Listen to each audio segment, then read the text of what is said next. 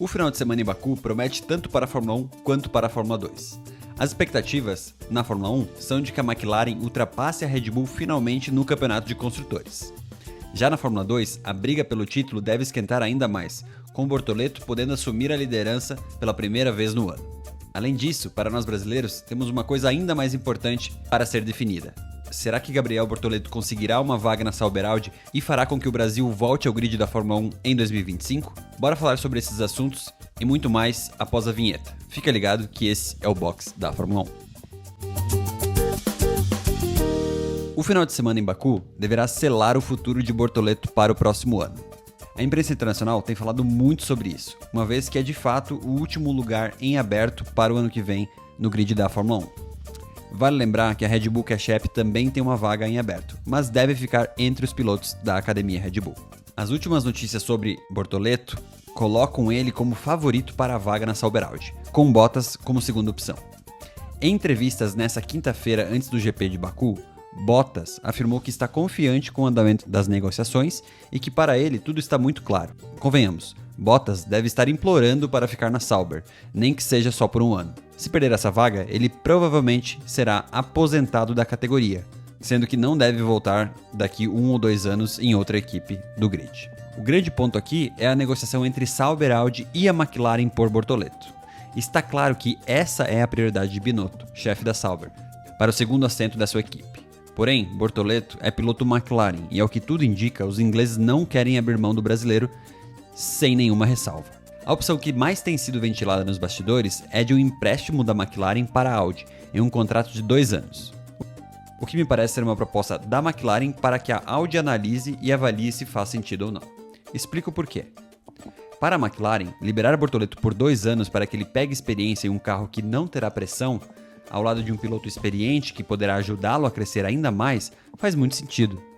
Considerando que o contrato é de empréstimo, ao final do período, a McLaren ainda poderia ter a opção de puxar Gabriel de volta caso um de seus pilotos saia da equipe. Pensando em um contrato de 2 anos, Gabriel poderia retornar ao final de 2026. Esse ano coincide com a entrada do novo regulamento que vai com certeza bagunçar toda a ordem do grid da Fórmula 1. E equipes que estão atrás do pelotão poderão subir, assim como carros que estão na ponta, como a da McLaren, poderão cair muito de rendimento, como já visto em várias mudanças de regulamento no passado. Isso deverá desencadear uma série de mudanças no grid de pilotos da Fórmula 1. Vale citar também que Norris já foi vinculado à Red Bull no passado, quando a McLaren estava mal das pernas. Porém, agora, com a derrocada da Red Bull, a chance de Max Verstappen abandonar o barco e ir para a Mercedes ou Aston Martin é de fato real, conforme já comentei em outros vídeos. Tanto Toto Wolff quanto Stroll já deixaram claras as suas intenções de contar com Max em suas equipes para 2026 em diante. Ou seja, há sim chances de uma vaga ser aberta na McLaren para que Bortoleto retorne, seja no final de 25 ou 26. Dessa forma, um contrato de empréstimo para a McLaren seria o ideal. Mas será que esse contrato faz sentido para a Audi? A ideia de trazer Bortoleto para a equipe é de criar um projeto de médio a longo prazo com o brasileiro, onde Gabriel seria uma base para a equipe seja construída e possa crescer junto com o brasileiro em busca de vitórias em um futuro próximo. Ter Gabriel por apenas 2 temporadas e ter o risco de perdê-lo ao final desse período não me parece fazer muito sentido, pois colocaria a equipe alemã em uma posição ruim para o final de 2026. Pensando com a cabeça de Binotto, investir em um piloto jovem seria algo interessante caso ele pudesse ser uma referência dentro da equipe, assim como Norris é hoje na McLaren, Max é na Red Bull e Leclerc é na Ferrari.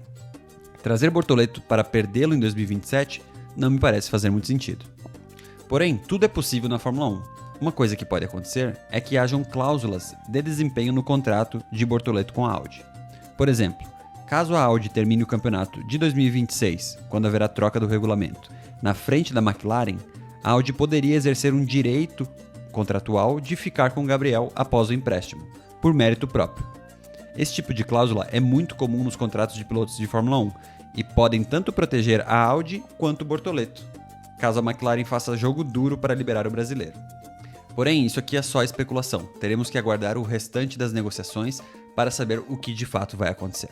Falando agora de Fórmula 1, ao que tudo indica, Baku deverá ser novamente uma pista onde a McLaren vai dominar. Após se mostrar ser o carro mais competitivo em pistas muito diferentes, como foi em Zandvoort e depois em Monza, a equipe laranja se provou ser o melhor carro em todas as condições do calendário, e não deverá ser diferente agora no Azerbaijão.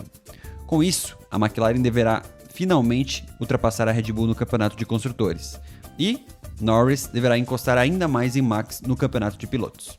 Falando em pilotos, nessa quinta-feira a McLaren finalmente decidiu que irá priorizar Norris a partir dessa prova até o final do ano, pensando no campeonato de pilotos.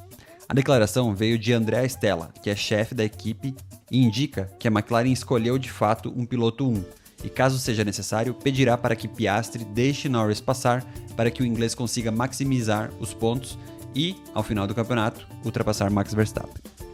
Será que teremos cenas lamentáveis novamente na Fórmula 1, como aquelas que sofremos assistindo vendo Barrichello deixar Schumacher passar? Fica a pergunta no ar.